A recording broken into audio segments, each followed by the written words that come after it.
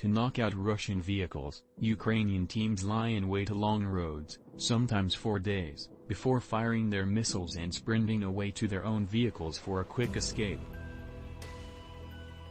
That's the basic tactic the Ukrainians have worked out as Russia's wider war in Ukraine enters its sixth week.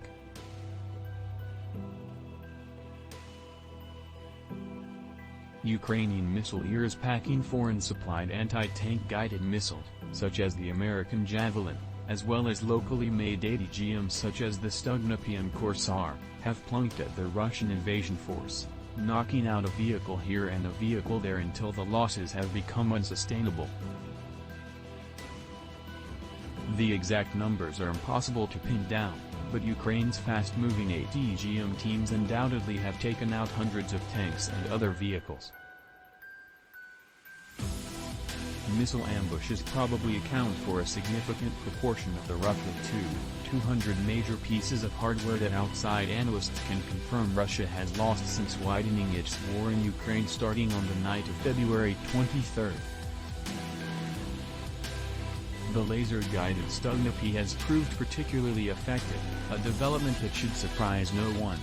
At just $20 per set, the 71-pound, three-person weapon is cheaper than the $178 per system Javelin.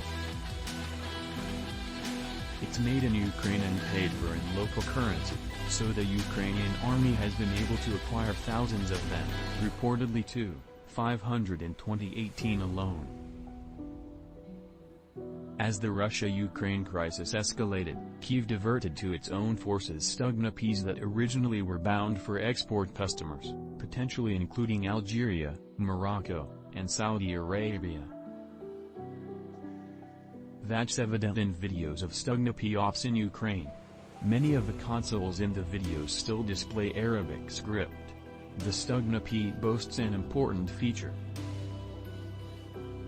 The operators can fire the tripod-mounted missile remotely via a rugged television control unit. Remote launch protects the crew, which must keep a laser beam pointed at the target until the missile hits, or misses.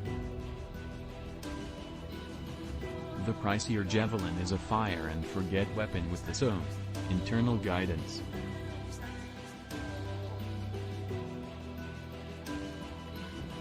Stugna-P operators can set up the 130mm diameter missile along a likely avenue of travel for Russian units, and launch and monitor any attack from a separate location.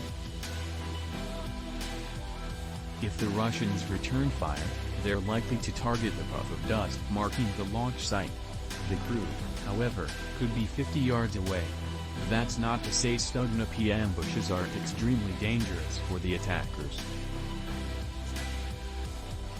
Yes, the missile can range up to 3 miles out. But closer is better for accuracy. It's not for no reason that the missileers have learned to get close, wait patiently, then run. A Ukrainian army lieutenant, who gave only her last name Chornovol, in mid-March told the New York Times that she and her Stugna-P team, traveling in her Chevy Aveo hatchback, have waited 3 days for a single shot at a Russian convoy.